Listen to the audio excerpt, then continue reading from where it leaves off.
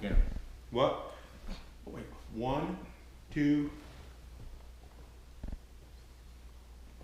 My association with Pete Restey come about several years ago after I had played a show at Tremont Music Hall in Charlotte, North Carolina, where I had some choice things to say about some of the people that were working for me on the internet. And I went on there and said a few things, and out of the blue, I started getting some attention from a guy on there, Pete Restey, asking me what I was complaining about, and it resulted in a phone call at 3:30 in the morning or 4 o'clock in the morning, where he sent me his phone number and told me to call him and tell him what my problem was. And I wound up calling him, and lo and behold, he was who he is, and we got to be friends that way. And that's how all this started.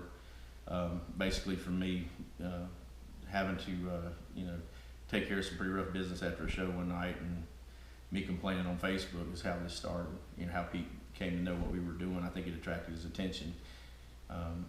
Well, having been in similar situations many times myself in the past, I could truly relate to what the angst he was feeling at the moment. When you're the only one there and you've got a truck full of gear sitting inside a bar, they're up your butt to get it out of there, you're all by yourself, it's raining, the truck's a mile away, you've got to push every piece.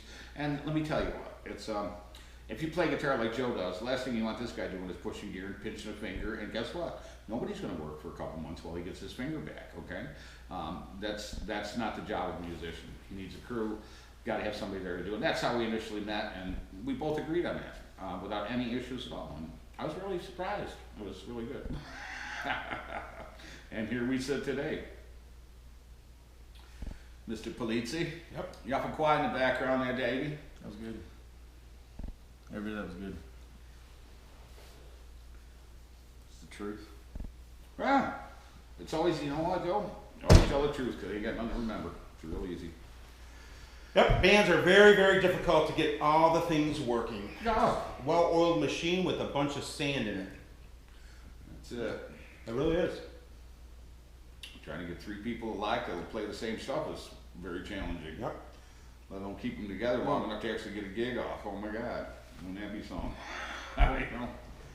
It's like this band. I mean, I always believed it was like everybody in the band has their own set of skills and how much talent that they have, as far as like what they bring to the table, and being able for them to be able to get the total release of their talent in a band or a situation is really what it comes down to, having something special. Because when you got 3 or 4 people that have that energy to be able to make, I mean, all of those energies. It turns into one energy. Well, yeah, exactly. They hit one spot, and everybody on that one and hits at one spot. Then it becomes stone cold magic.